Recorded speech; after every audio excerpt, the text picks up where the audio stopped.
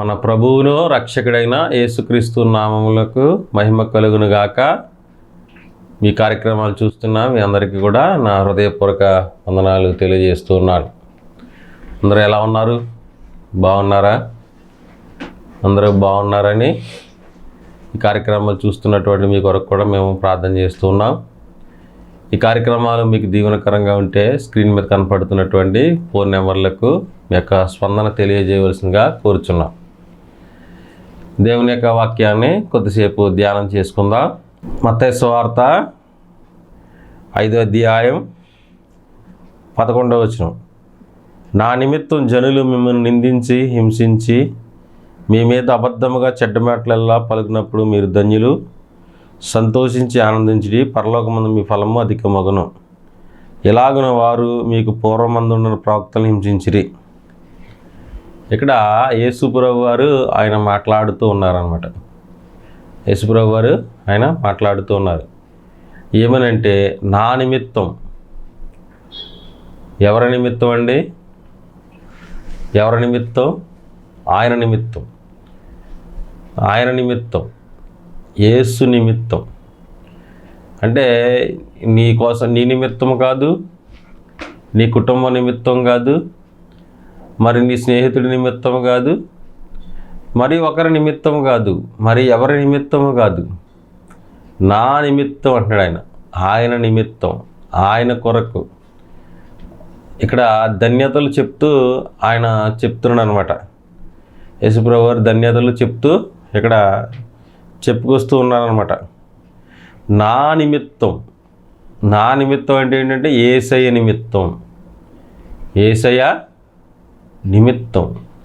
నా నిమిత్తం అంటే ఆయన నిమిత్తం, ఆయన కొరకు, ఆయన నిమిత్తం జనులు. జనులంటే ప్రజలు. ప్రజలు మిమ్మల్ని నిందిస్తారు. ఆయన ఖచ్చితంగా చెప్తున్నాడు. మిమ్మల్ని ఏం చేస్తారు? నిందలకి గురి చేస్తారు, అవమానాలు పాలు చేస్తారు, నిందిస్తారు. ఇక్కడ ఆయన చెప్తున్నాడు కదా, ఆయన మాటే సత్యం. ఆయన ఏ మాట చెప్తే ఆ మాట సత్యం. సత్యమైన మాటలు ప్రకటిస్తాడు ఆయన. సత్యమైన దేవుడు ఆయన. సత్యమైన దేవుడు. ఆయన అంటున్నాడు మిమ్మల్ని నిందిస్తారు. ఖచ్చితంగా నిందలు వస్తాయి, అవమానాలు వస్తాయి. మన జీవితంలో అవన్నీ వస్తాయి, ఖచ్చితంగా వస్తాయి. రాకుండా ఏమీ ఉండవు. ఎందుకంటే మనం సత్య మార్గంలో ఉన్నాం. మనం ఏ మార్గంలో ఉన్నామండి? సత్య మార్గంలో ఉన్నాం. శ్రమలు వస్తాయి, ఇరుకులు వస్తాయి, నిందలు వస్తాయి, మిమ్మల్ని నిందిస్తారు, అవమానాలు గురి చేస్తారు, మీకు నిందలు వస్తాయి ఖచ్చితంగా అని ఆయనే చెప్తున్నాడు. చాలామంది అంటారు, అయ్యగారు నాకు ఈ నింద వచ్చేసింది అంటారు. అమ్మా, నిందలు వస్తాయి ఆయనే చెప్పాడు కదా, కాబట్టి నిందలు వస్తాయి ఖచ్చితంగా. మీ నిందలు వస్తాయి, అవమానాలు వస్తాయి, ఇబ్బందులు వస్తాయి, అన్నీ వస్తాయి. ఎందుకంటే ఆయన మాట, ఆయన వాక్యమే సత్యం. వాక్య ప్రకారమే జరుగుతాయి. ఆయన ఏది జరుగుతుందో అదే చెప్పాడు. భవిష్యత్తు తెలిసిన దేవుడు ఆయన. మామూలు దేవుడు కాదు ఆయన. భవిష్యత్తు ఎరిగిన దేవుడు. భవిష్యత్తు తెలుసు ఆయనకి. భవిష్యత్తు అంతా కూడా ఆయనకి తెలుసు. నా నిమిత్తం మిమ్మల్ని నిందిస్తారు. తర్వాత హింస. ఇదేంటి హింస? ఇదేంటండి? ఇది యేసు ప్రభు నమ్ముకుంటే జనులను మనలను నిందిస్తారు, తర్వాత హింసిస్తారు. హింస ఈ లోక సంబంధమైనటువంటి అల్లరితో కూడిన ఆటపాటలతో కూడినటువంటి చాలామంది ఈ లోక సంబంధమైనటువంటి ఆటపాటలతో కూడినటువంటి వారి జోలికి ఎవరు వెళ్ళరు. ఆటపాటలతోటి ఈ లోక సంబంధమైనటువంటి ఆటపాటలు అల్లరల్లరగా ఉండే వాళ్ళ జోలికి ఎవరు వెళ్ళరు. నువ్వు సత్య మార్గంలో ఉన్నప్పుడు నీకేం కలుగుతుందంటే నింద కలుగుతుంది. నీ సత్య మార్గంలో ఉన్నప్పుడు నీకేం కలుగుతుందంటే హింస కలుగుతుంది. నీకు హింసిస్తారు, నీకు హింస. అపోస్తలుడైన పౌలు చాలా హింసించారు కదండి ఆ పౌల్ని. ఆ 2 కొరింథీ పత్రికలో 11వ అధ్యాయం 24వ వచనంలో ఉంటుంది, 1 తక్కువ 5 మార్లు కొరడా దెబ్బలు తింటుంది, ముమ్మారు వాడపగిలి శ్రమ పడుతుంది, బెత్తములతో కొట్టబడుతుంది. ఎన్నో హింస, ఎంతో హింస, ఎంతో హింస అన్నమాట. దేవుని నమ్ముకున్నటువంటి నందుగ్గాను ఆ హేరోదు యాకోబుని ఖడ్గంతో నరికించాడు, పేతురుని సరసాల్లో వేయించాడు, ఆది అపోస్తలుని కొట్టించి బెత్తాలతో కొట్టించి వాళ్ళని విడిచిపెట్టారు. అంటే చూడండి, హింసిస్తారు. పూర్వం మన పితరులైనటువంటి మన పితరులైనటువంటి నాయకుల్ని, మన పితరులైనటువంటి భక్తిపరుల్ని అలాగే హింసించారు. మీరు ఏదో కొత్తది జరిగిపోతుందని అనుకోక్కర్లేదు. ఇప్పుడు ఈ లోక పరిస్థితులు చూస్తుంటే చాలామందికి ఏంటంటే బాబు ఎలా మారిపోయిందండి లోకం, ఇంత ఎలాగా ఇబ్బంది పెట్టేస్తున్నారు అని అనిపించవచ్చు. కానీ ఆల్రెడీ గతంలో జరిగిందే, ఇది గతంలో జరిగిందే ఇప్పుడు కూడా జరుగుతుందన్నమాట. కాబట్టి అంటున్నాడు ఆయన, మిమ్మల్ని నిందించి హింసిస్తారు. మిమ్మల్ని ఏం చేస్తారంటే హింసిస్తారు. నువ్వు ఈ లోక సంబంధమైనటువంటి వ్యక్తిగా ఉంటే ఎవరు నీ జోలికి రారు, నీ ఊసే ఎవరు ఎత్తరు. నువ్వు ఒక తాగుబోతుడిగా, ఈ లోక సంబంధమైన వ్యసనకారుడిగా, ఈ లోక సంబంధమైనటువంటి వాడు కూడా మనకి ఎందుకులే అని అంటారు. కానీ నువ్వు యేసు ప్రభువుని నమ్ముకుంటే మాత్రం నీ మీద అందరూ కూడా జోకులేస్తారు, నిన్ను హింసిస్తారు, నిన్ను నిందిస్తారు, నీ మీద అంటే అనేక రకాలుగా నీ మీద బురద జల్లుతారు. దేవుని నమ్ముకుంటే ఇంట్లోంచి వెళ్ళిపోమని మాకు తెలుసున్న పాస్టర్ గారు ఆయన అన్నాడు. ఆయన దేవుడిని నమ్ముకున్నందుకంట వాళ్ళ ఇంట్లోంచి వెళ్ళిపోమన్నారట. నువ్వు యేసు ప్రభువుని నమ్ముకున్నందుకు గాను నువ్వు మా ఇంట్లో ఉండడానికే వీల్లేదు, నువ్వు వెళ్ళిపో బయటికి అన్నారట. అప్పుడు ఆయన బయటకు వచ్చేసి ఆయన జీవిస్తూ ఉన్నారు. కొన్ని లక్షల రూపాయలు విలువ చేసే ఆస్తులు ఉన్నాయంట వాళ్ళకి. అయినా సరే వాటిని అన్నిటిని కూడా విడిచిపెట్టేసి నాకు ప్రభువే కావాలి, నాకు ప్రభువే తప్ప ఇంకేమీ అక్కర్లేదు అని చెప్పి ఆయన విడిచిపెట్టేసి ఆయన వచ్చేసాడు. నాకు తెలిసినటువంటి ఒక పాస్టర్ గారు. అంటే ఇక్కడ ఏంటంటే హింసిస్తారు. నిన్నేం చేస్తారమ్మా? హింసిస్తారు. నేనేం చేస్తారండి? హింసిస్తారు. నీ మీద చెడ్డ మాటలల్లా పలుకుతారు, తర్వాత నీ మీద హింసిస్తారు. మీ మీద అబద్ధముగా చెడ్డ మాటలల్లా పలుకున్నప్పుడు ఇప్పుడు చూడండి, మళ్ళీ మీ మీద ఏం చేస్తారంటే అబద్ధముగా చెడ్డ మాటలల్లా పలుకుతారు, అబద్ధాలు ఆడతారు, మీ మీద అబద్ధాలు ఆడతారు. అబద్ధం అనేది ఎక్కడి నుంచి వస్తుందంటే సాతాను నుంచి వస్తుంది. అబద్ధం అనేది, అబద్ధానికి జనకుడు సాతానుడు. ఆడు మొట్టమొదటి నుంచి అబద్ధికుడే. దేవుడేమో మీరు తిను దినమున నిశ్చయముగా సచ్చేద్దరని దేవుడు చెప్తే వాడేం చెప్పాడు? మీరు సావరు. ఇది నిజమా? మీరు తినవద్దన్నాడా?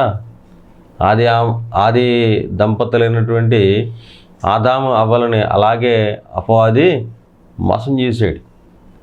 వాడు మోసగాడి. మీ మీద అబద్ధంగా చెడ్డ మాటలల్లా పలుకున్నప్పుడు, మీరు అబద్ధంగా చెడ్డ మాటలల్లా పలుకుతారు. మీ మీద మంచి మాటలు పలకరు. దేవుని నమ్ముకున్నారు, భక్తిపరులు అయిపోయారు, ఎంతో చెడ్డగా ఉండే వ్యక్తులు మంచిగా మార్చబడ్డారు అని ఎవరు అనేరు.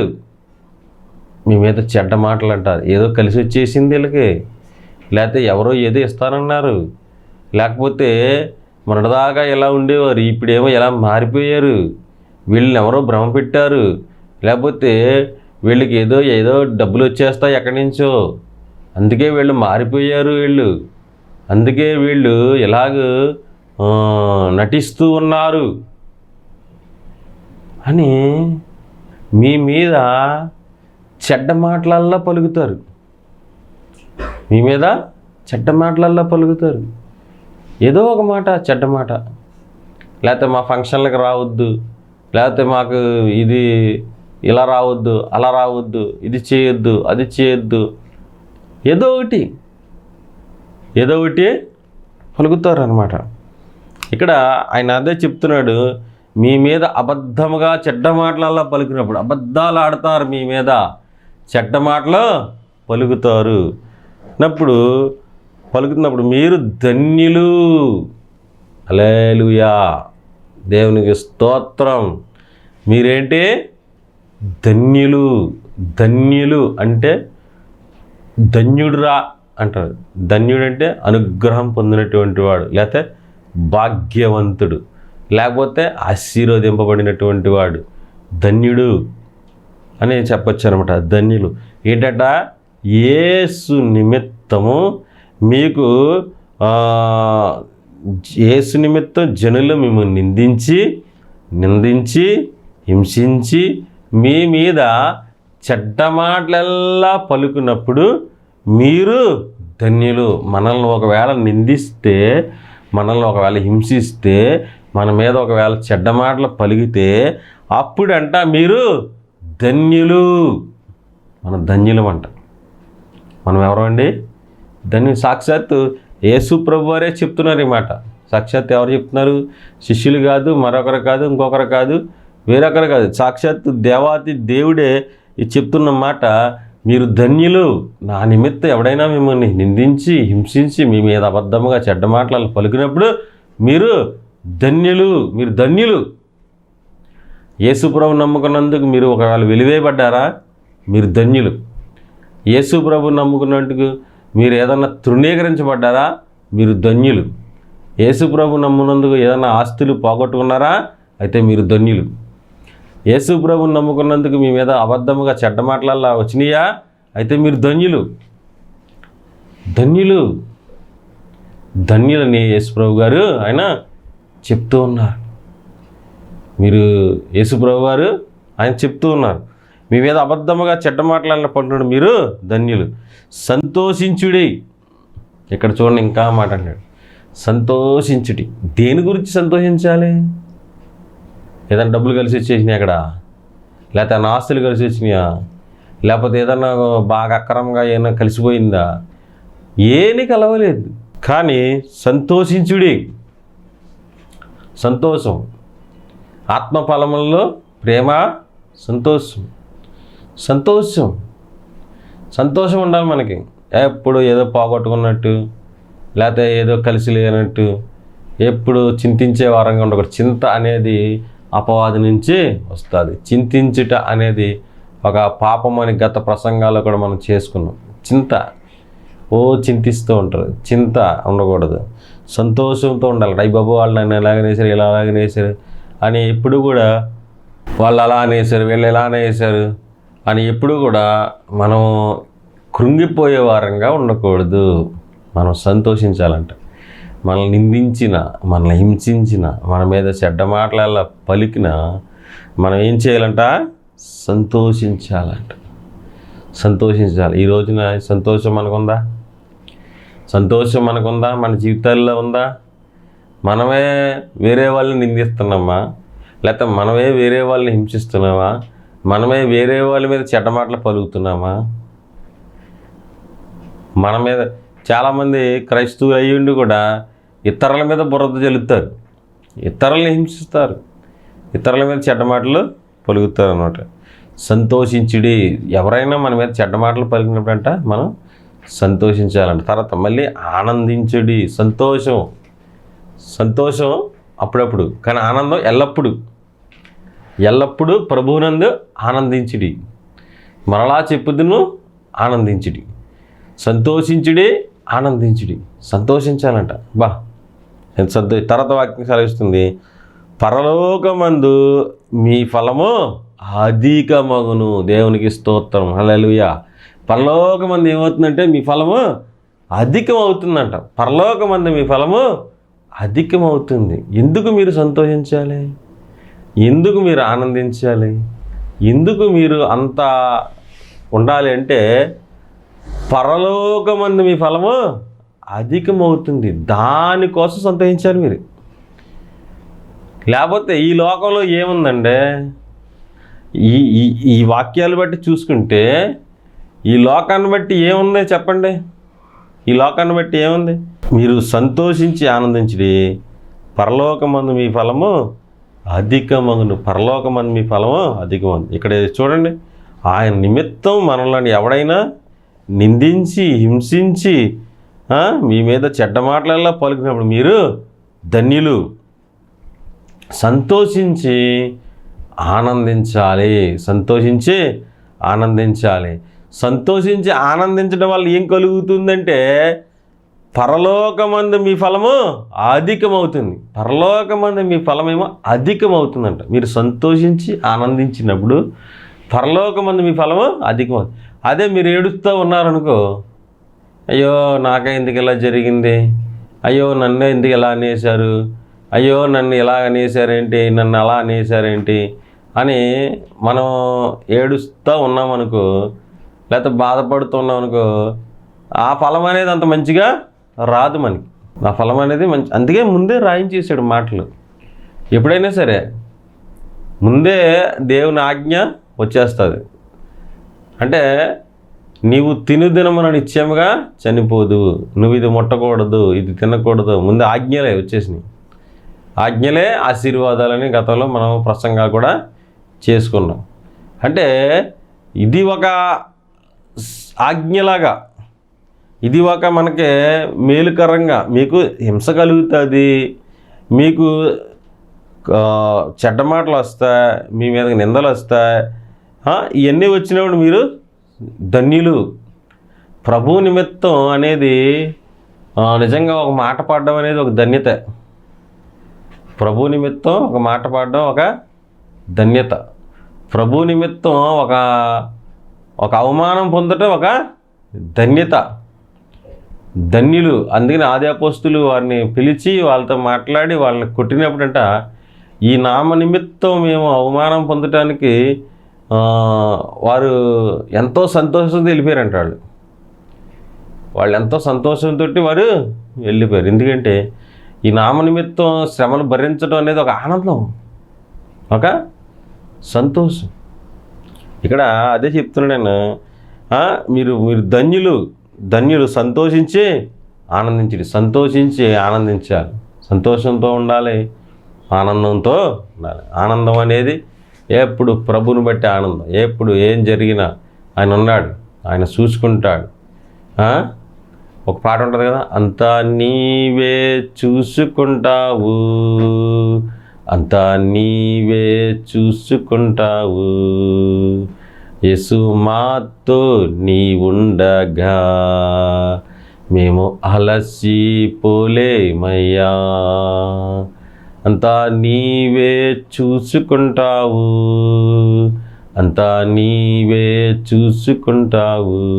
మనం ఎప్పుడు సంతోషంగా ఆనందంగా దేవుని యొక్క పాటలు పాడుతూ దేవుని స్తుతిస్తూ ఉండాలి. ఎందుకంటే సంతోషించే ఆనందించి మన ఫలం ఏమైపోతుందంటే పెరుగుతుందంట. అంటే మనకు రావలసినటువంటి ఆ క్రెడిట్ అనేది ఇంకా పెరుగుతుంది. పరలోకం అనేది ఒకటి ఉంది. పరలోకం అనేది ఒకటి ఉంది. అంతేనే కదా మనం ఈ భక్తి చేయడం. పరలోకమందు మీ ఫలము అధికం. అసలు ఈ భక్తి ఎందుకు చేస్తాం? క్రైస్తవ భక్తి ఎందుకు చేస్తాం?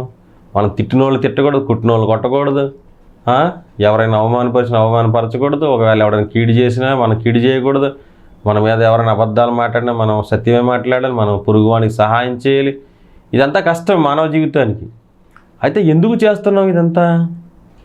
ఎందుకని ఇతరులని మనం ప్రేమిస్తున్నాం అంటే పరలోకం అనేది ఒకటి ఉంది. పరలోకం అనేది ఒకటి ఉంది. ఇక్కడ అదే అంటున్నాడు ఆయన, పరలోకమందు మీ ఫలము అధికం. పరలోకమందు మనకి ఎక్కువ క్రెడిట్ వస్తుంది. పరలోకమందు ఎక్కువ మనకు జీతం వస్తుంది. మన దేవుని నామ నిమిత్తం మనము ఈ లోకంలో శ్రమ పడితే దేవుడు మనకి ఎంతో మేలులు ఆయన అనుగ్రహిస్తాడు, సహాయం చేస్తాడు. స్టెఫన్ చనిపోయినప్పుడు చూడండి, రాళ్ళ చేత కొట్టబడ్డాడు స్టెఫెన్. రాళ్ళ చేత కొట్టబడిన తర్వాత ఆ రాళ్ళు చేత కొట్టబడిన స్టెఫెన్ పరలోకానికి వెళ్ళేదాడికంట యేసు ప్రభు వారు నిలబడి అక్కడ స్టెఫెన్ గౌరవించినట్టుగా మనకి కనపడుతుంది. ఆయన దేవుని కుడిపార్శ్వమున నిలబడి, అంటే వచ్చినప్పుడు మనం ఆహ్వానించినప్పుడు అందరూ నిలబడతారు కదా, అలాగ ఆయన తన భక్తుడైనటువంటి స్టెఫెన్ రాళ్లతో కొట్టబడి మొట్టమొదటిగా ఆయన హతసాక్షి అయ్యి పరలోకానికి వస్తున్నందుకు దేవుడే నిలబడిపోయి ఆయన గౌరవించినట్టుగా కనపడుతుంది. కాబట్టి మనం సంతోషించి ఆనందించాలి. ఈ లోకం మట్టికి మన జీవితం అయితే పౌలదే అంటాడు, మనకన్నా దౌర్భాగ్యులు ఎవరు కూడా లేరు. ఈ లోకం మట్టికే మన జీవితం, ఈ లోకం తర్వాత ఇంకేమీ లేదు అనుకుంటే ఇంకా ఏమి కూడా మనకంటే దౌర్భాగ్యులు ఎవరు కూడా లేడు. జన్మలు అనేవి లేవు, జన్మలు అనేవి లేవు. ఒకే ఒక మానవ జన్మ, తర్వాత తీర్పు జరుగుతుంది. ఒకే ఒక మానవ జన్మ, తర్వాత తీర్పు జరుగుతుంది. కాబట్టి జన్మలు అనేవి లేవు. ఈ ఉన్న మానవ జన్మలోనే యేసు ప్రభుని అంగీకరించి ఆ యేసు ప్రభు నామం కొరకు జనులు తిడుతున్నా, హింసిస్తున్నా, చెడ్డ మాటలు పలుకుతున్నా, ఏది చేస్తున్నా మనం ఎప్పుడు కూడా ఆనందించాలి. ఎప్పుడైతే సంతోషంతో ఆనందంతో ఉంటామో పరలోకమందు మన ఫలము అధికమవుతుంది. పరలోకమందు మనకి బోల్డ్ క్రెడిట్ అనేది వస్తుంది అన్నట్టు. దేవుడు రేపొద్దున పరలోకం వెళ్ళిన తర్వాత, ఇదిగో నా బిడ్డ నా కొరకు ఇన్ని శ్రమలు పడింది, ఇదిగో నా బిడ్డ నా కొరకు ఇన్ని అవమానం పడింది, ఇదిగో నా బిడ్డ నా కొరకు ఇంత ఓర్చుకుంది అని దేవుడే మన గురించి అక్కడ సాక్ష్యం ఇవ్వబోతున్నాడు. ఎంత గొప్ప ధన్యత ఇది! ఎంత గొప్ప ధన్యత, ఎంత గొప్ప భాగ్యం ఇది! ఎంత గొప్ప భాగ్యం! పరలోకమందు ఫలము అధికమవుతుంది. నువ్వు నన్ను ఎవడో హింసించకూడదు, నన్ను ఎవడో తిట్టకూడదు, నన్ను ఎవడో ఏం అవమాన చేయకూడదు అని మనం అనుకుంటే పరలోకమందు మనకు ఫలం ఏమీ ఉండదు. పరలోకమందు ఫలం ఏమీ ఉండదు అనమాట. ఓ సేవకుడు అంట సువార్త ప్రకటిస్తూ ఉండేవాడంట. ప్రకటిస్తూ ఉంటే ప్రతిదినము ఏదో కోడిగుడ్డిచ్చి కొడతామో లేకపోతే ఇంకోటిచ్చి కొడతామో ఎవరో ఒకరు ఏదో చేస్తూ ఉండేవారంట. అయితే ఒక దినం సువార్త ప్రకటిస్తుంటే ఆయన ఎవరో కోడిగుడ్డిచ్చి కొట్టడం కానీ లేకపోతే ఇంకోటి కొట్టడం కానీ లేకపోతే ఆయన చాలా బాధపడ్డాడంట. ప్రభువా, నేను ఇప్పుడు వరకు సత్య సువార్త చెప్పాను కదా, అందుకే నాకు ఎక్కువ క్రెడిట్ వచ్చింది, ఎక్కువ నా అవమానాలు వచ్చినాయి. ఈ దినము నేను సరిగ్గా సువార్త చెప్పలేదా, లేదా ఎందుకని నన్ను ఎవరో ఇంకా రాళ్ళు ఇచ్చి ఎవరో నన్ను గాయపరుస్తలేదు, ఎవరో నన్ను చెడ్డ మాటలు అంటలేదు, ఎవరో నన్ను ఏమి పట్టించుకుంటలేదు అని ప్రార్థన చేసుకున్నాడు. ప్రార్థన చేసుకున్న వెంటనే అప్పుడు సువార్త చెప్తుంటే ఒక ఆయన వచ్చి ఆయన గోమ మీద కొట్టాడట. ఒక ఆయన వచ్చి ఆయన ఏం చేశాడు, ఇక్కడ దవడ మీద కొట్టాడు. అప్పుడు ఆయన అన్నాడంట, అవును ప్రభువా, ఇదిగో నీ నామ నిమిత్తం అవమాన పాలు అవడం ఎంతో ధన్యత అన్నాడట. ఆయన నామ నిమిత్తం అవమాన పాలు అవడం ఎంతో ధన్యత, ఎంతో భాగ్యం. అందుకనే జనులు మనల్ని ఏదో అంటారని మనం భయపడకూడదు, బాధపడకూడదు. జనాలు ఏదో అనుకుంటారని మన భక్తిని, మన మార్గమును మనము విడవకూడదు. మన మార్గాన్ని మనము విడిచిపెట్టేవారంగా ఉండకూడదు. ఈ మార్గంలో నేనే మార్గం, నేనే సత్యం, నేనే జీవం అని చెప్పేసి ఈ మార్గాల్లో సరైన రీతిలో మనం జీవిస్తూ వెళ్ళాలి. ఇక్కడ అంటున్నాడు ఆయన, పరలోకమందు మీ ఫలం అధికమగును, అలాగని వారు మీకు పూర్వమందున్న ప్రవక్తలను హింసించిరి. ఇక్కడ యేసుప్రభువు అన్నారు, మీకు పూర్వమందున్న ప్రవక్తలను అలాగే వారు హింసించారు, ప్రజలు అలాగే హింసించారు, లేకపోతే రాజులు అలాగే హింసించారు, ప్రభుత్వాలు అలాగే హింసించినాయి. మీరు పెద్ద ఈ విషయాన్ని పెద్ద భూతత్వం ఎట్టి చూడక్కర్లేదు, జరుగుతాయి అలాగే. ఆ జరిగినప్పుడు అగ్నిలోనికి వెళ్ళినటువంటి బంగారము, అగ్నిలోకి వెళ్ళిన బంగారం, మంచి బంగారం ఇంకా తలతలలాడుతుంది. అలాగే శ్రమల్లోనికి, ఇబ్బందుల్లోనికి, ఇరుకుల్లోనికి వెళ్ళిన నీవు ఇంకనూ మెరుగు చేయబడతావు, ఇంకనూ ఆధిక్యతలోకి వస్తావు, ఇంకనూ నీ యొక్క విశ్వాసం పెరుగుతుంది, ఇంకనూ నిన్ను బట్టి అనేకులు దేవుణ్ణి నమ్ముకుంటారు. కాబట్టి యేసుప్రభు గారు చెప్పే మాటలు మనం సరిగా అర్థం చేసుకోవాలన్నమాట. మీకు పూర్వమందున ప్రవక్తలు అలాగే హింసించారు, ఇర్మియాని నీళ్ళు లేని బావిలో అట్లా వేసేసారు, ఆయన్ని బొండ బిగిచ్చేశారు. ఆయనకి ప్రవక్త అందరూ కూడా బాప్తిస్మిచ్చి యోహాను తల నరికివేశారు. అంటే ప్రవక్తలు అందరినీ వారు అలాగే హింసించారు. కాబట్టి మనము ఈ వాక్య భాగం ఏం సెలవిస్తుందంటే, ఒకవేళ నా నిమిత్తం మిమ్మల్ని నిందైనా హింసైనా అబద్ధంగా చెడ్డ మాటలైనా పలికినప్పుడు మీరు ధన్యులు, సంతోషించి ఆనందించుడి, పరలోకమందు మీ ఫలం అధికమగును. అంటే ఏది జరిగినా కూడా మనము దేవుణ్ణి స్తుతించే వారంగా, దేవునికి మన హృదయాలు, మన జీవితాలు దేవుని కొరకే మనం జీవించే వారంగా మనం జీవించాలి. అప్పుడు అలా జీవించిన పరలోకమందు మన ఫలం అవుతుంది, పరలోకమందు మన ఫలము అధికమవుతుంది. కాబట్టి దేవుడు చెప్పిన మాటల ప్రకారం మనం జీవిద్దాం. దేవుడు చెప్పిన మాటల ప్రకారం మనము జీవిద్దాం. ఎప్పుడైతే ఆయన మాటల ప్రకారం మనం జీవిస్తామో మన పరలోకమందు మన ఫలం అధికమవుతుంది. పూర్వమందున్న ప్రవక్తల్ని అలాగే హింసించేశారు జనం, అలాగే హింసించినాయి, ప్రభుత్వాలు హింసించినాయి. ప్రార్థన చేస్తే సింహాల భూమిలో వేసేసారు. ప్రార్థన చేస్తే సింహాల భూమిలోనండి, ప్రార్థన చేస్తే సింహాల భూన అలాగే.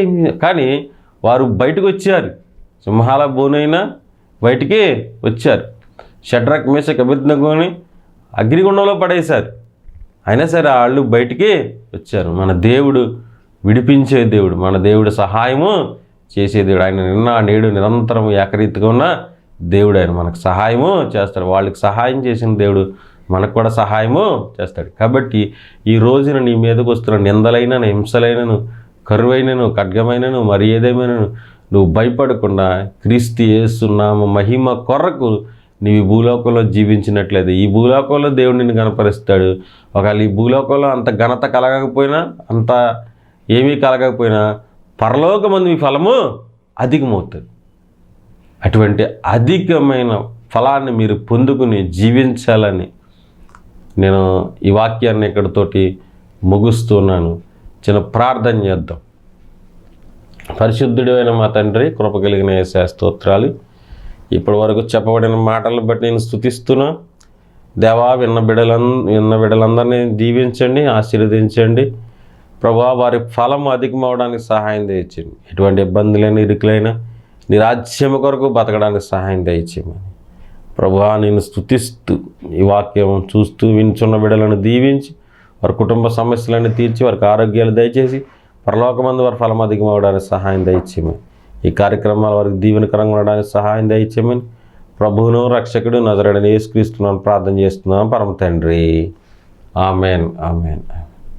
అందరికీ వందనాలండి.